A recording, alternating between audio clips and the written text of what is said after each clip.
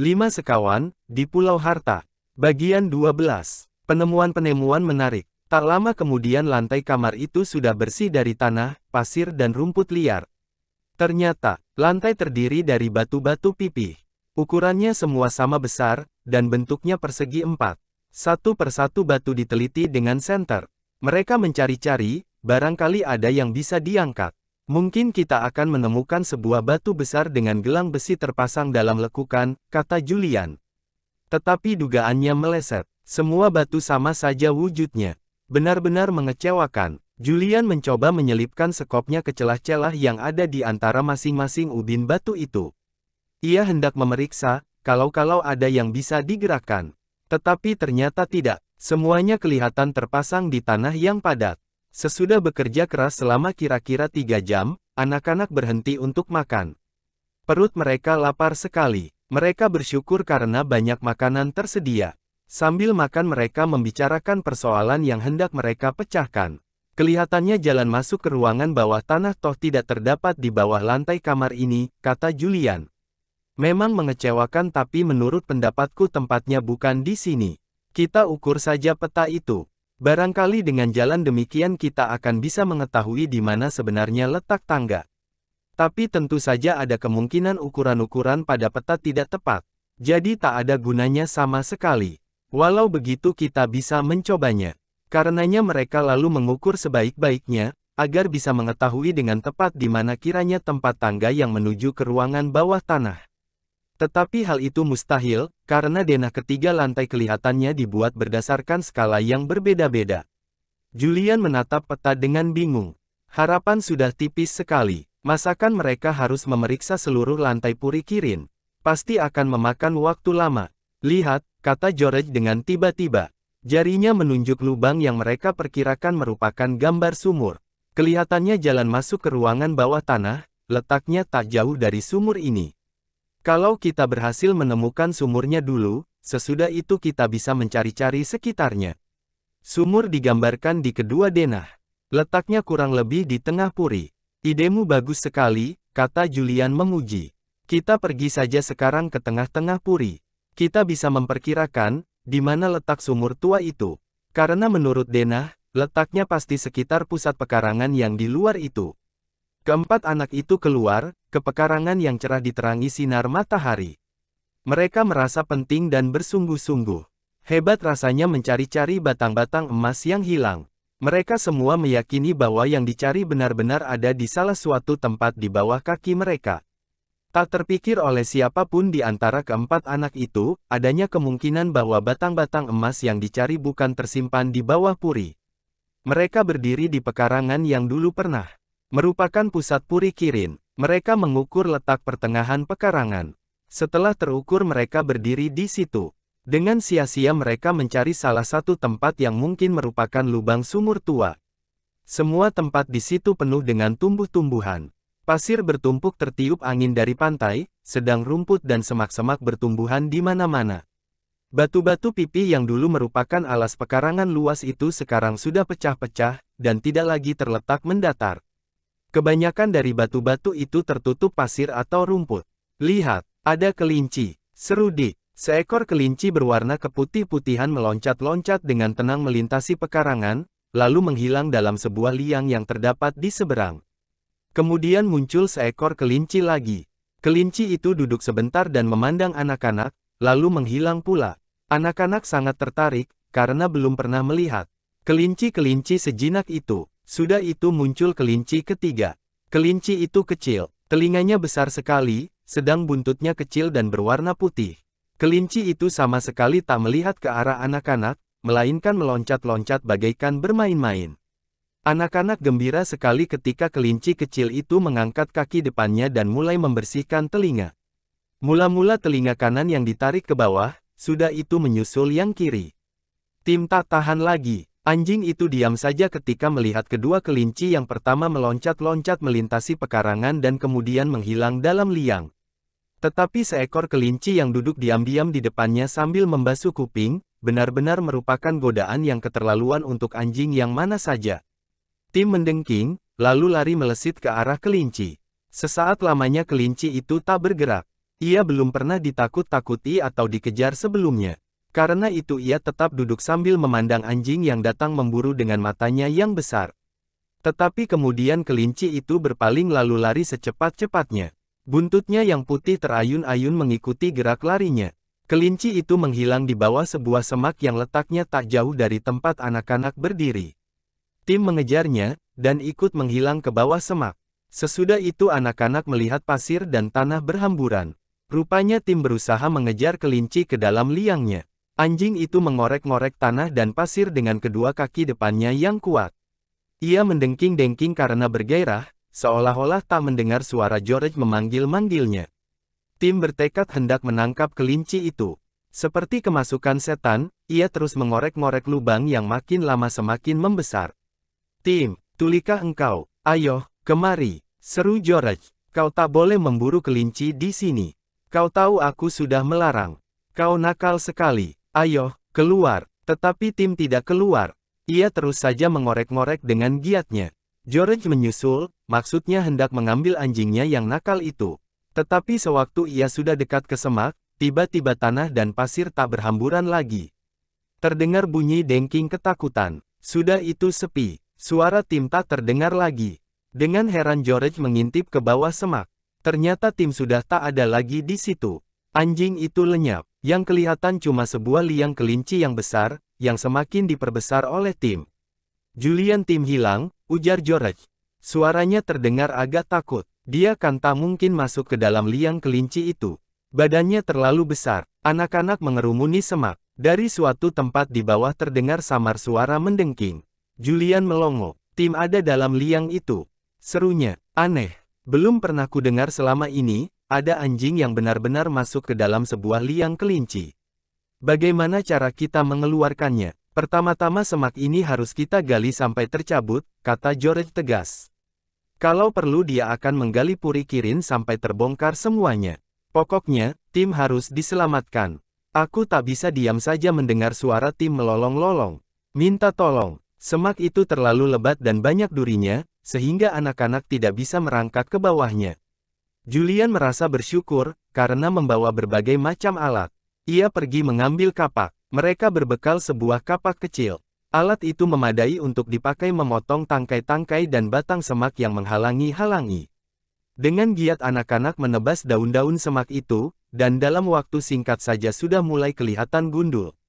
Tetapi menebangnya memakan waktu agak lama, karena batangnya kokoh dan liat. Ketika akhirnya rubuh juga, tangan keempat anak itu penuh goresan kena duri. Sekarang mereka bisa melihat lubang di situ dengan jelas. Julian menyorotkan senternya ke dalam lubang. Seketika itu juga ia berteriak kaget.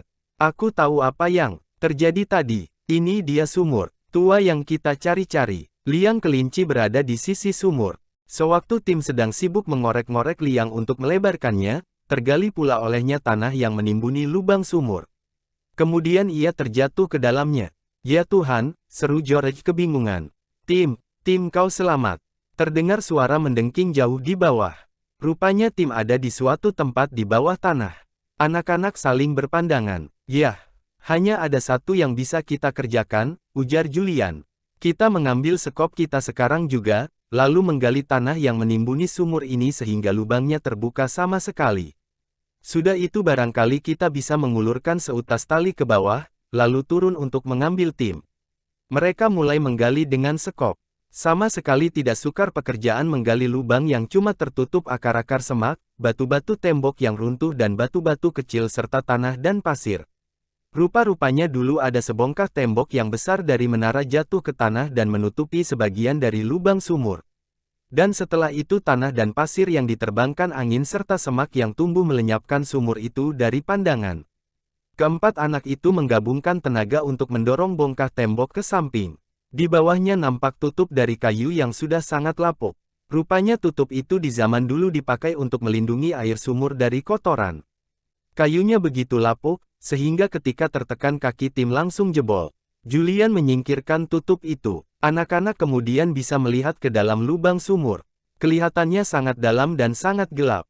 Dasarnya sama sekali tak nampak dari atas. Julian mengambil sebutir batu dan menjatuhkannya. Anak-anak menajamkan telinga untuk mendengar bunyinya tercemplung ke air. Tetapi mereka tak mendengar apa-apa. Kalau begitu mungkin sumur itu sudah tak berair lagi. Atau bisa juga begitu dalamnya, sehingga bunyi batu jatuh ke air tak tertangkap oleh mereka. Kurasa sumur ini sangat dalam, kata Julian. Kalau begitu, di mana Tim? Disorotkannya Center ke bawah.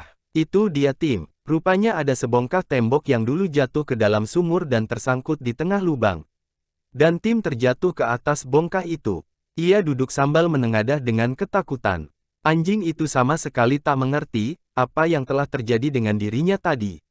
Di sisi lubang terdapat sebuah tangga tua yang terbuat dari besi. Tahu-tahu George sudah menuruni tangga itu. Ia tak peduli apakah tangga itu kuat atau tidak.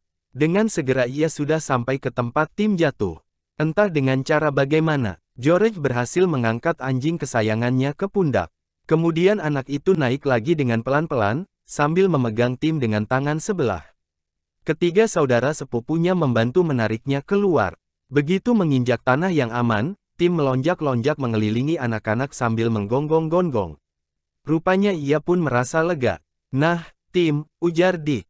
Lain kali jangan suka memburu kelinci lagi, ya. Tapi di pihak lain kau sudah berjasa pada kami, karena berhasil menemukan sumur. Sekarang kita tinggal mencari lagi sebentar, sebelum menemukan jalan masuk ke ruangan bawah tanah. Mereka melanjutkan kesibukan mencari. Semua semak disodok-sodok dengan sekop. Batu-batu yang menonjol ditarik keluar. Tanah di bawahnya digali dengan harapan tiba-tiba akan berhadapan dengan sebuah lubang menganga. Benar-benar mengasyikkan. Ternyata Anne yang berhasil menemukan jalan masuk dicari-cari. Caranya dengan kebetulan belaka. Ia merasa capek, lalu duduk untuk beristirahat sebentar. Ia berbaring menelungkup sambil mengorek-ngorek pasir di depannya. Tiba-tiba tangannya menyentuh sesuatu benda yang keras dan dingin. Dengan cepat disingkirkannya pasir yang menutupi dan ia memandang sebuah gelang besi. Anne berseru sehingga anak-anak menoleh ke arahnya. Di sini ada sebuah batu. Dalamnya terpasang sebuah gelang besi. Seru Anne dengan ramai. Saudara-saudaranya berlarian menghampiri. Dengan segera Julian bekerja dengan sekopnya. Tak lama kemudian seluruh permukaan batu itu sudah bersih dari pasir dan tanah. Benarlah, di tengah batu ada sebuah gelang besi. Sedang gelang seperti itu hanya dipasang pada batu yang bisa diangkat. Jadi tentunya inilah batu yang menutupi jalan masuk ke ruangan bawah tanah. Anak-anak silih berganti mencoba untuk menarik gelang besi itu. Tetapi batu tetap tak bergerak sedikit pun. Kemudian Julian menambatkan seutas tali ke gelang. Keempat anak itu menarik tali sekuat tenaga mereka. Akhirnya batu itu bergerak juga. Hal itu terasa jelas oleh anak-anak.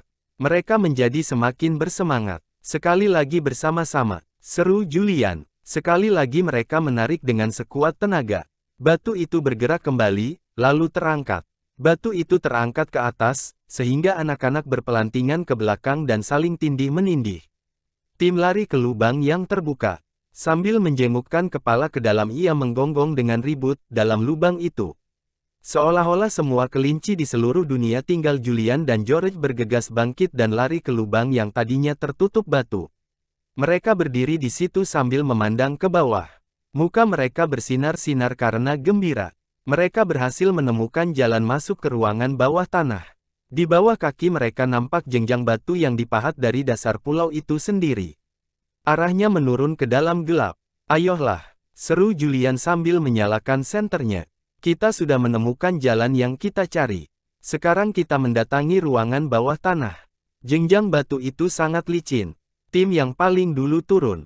Anjing itu terpeleset lalu berguling-guling jatuh di tangga, terdengking-dengking ketakutan.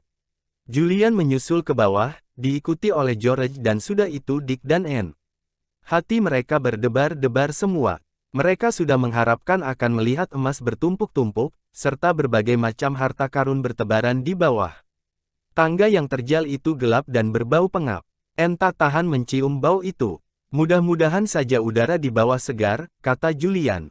Kadang-kadang ruangan di bawah tanah bisa berbahaya.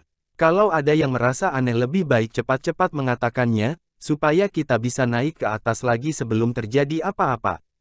Tetapi walau mungkin ada anak yang merasa dirinya agak aneh, tetapi tak seorang pun yang mengatakannya. Mereka terlalu ingin melihat ke bawah, sehingga tak ada yang sempat meributkan rasa aneh. Tangga itu ternyata cukup tinggi, tetapi akhirnya mereka sampai juga di dasarnya. Julian menjejakkan kaki turun dari anak tangga terakhir, lalu menyorotkan senternya ke sana kemari.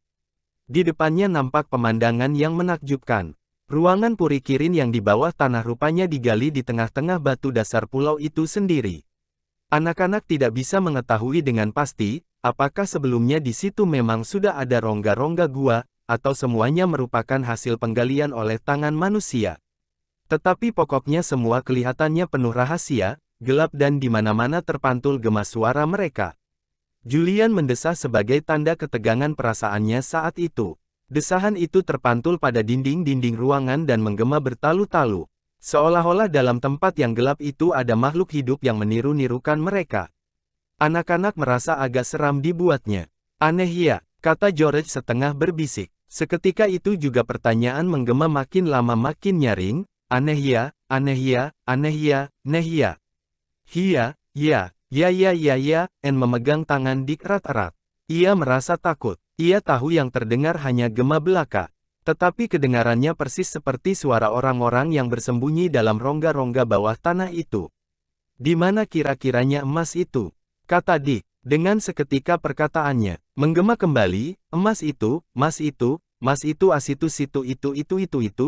Julian tertawa mendengarnya, dan suara tertawanya juga langsung menggema. Benar-benar ajaib. Ayo, kita masuk saja ke dalam, ujar Julian. Mungkin gema di situ tak segawat sini. Sini, terdengar gema suaranya, sini. Anak-anak masuk dan memeriksa ruangan terdekat. Sebetulnya ruangan-ruangan itu hanya berupa kolong batu di bawah puri Kirin. Mungkin saja di zaman dulu ada tawanan-tawanan malang yang terkurung di situ, tetapi umumnya kolong-kolong itu dipakai untuk tempat menyimpan barang. Aku kepingin tahu, ruangan mana yang dipakai sebagai tempat penyimpanan emas, kata Julian.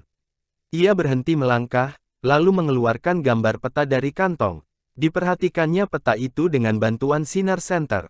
Tetapi walau di situ diberi tanda dengan jelas di mana ruangan tempat penyimpanannya, tetapi ia tak tahu arah mana yang harus diambilnya. Hei, lihat ini, seru Dick tiba-tiba. Di sini ada pintu yang menuju ke ruangan lain. Pasti itulah ruangan yang kita cari-cari. Tanggung di dalamnya ada emas.